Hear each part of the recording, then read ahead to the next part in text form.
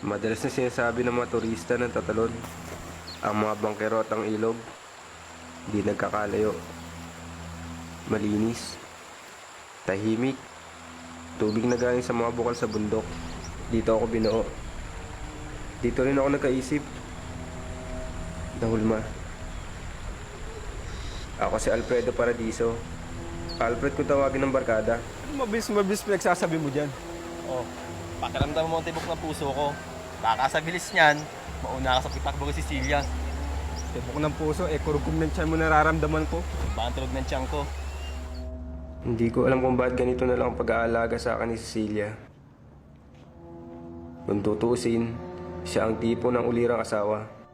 Masipag, malinis, masunuring anak, mapagsilbi.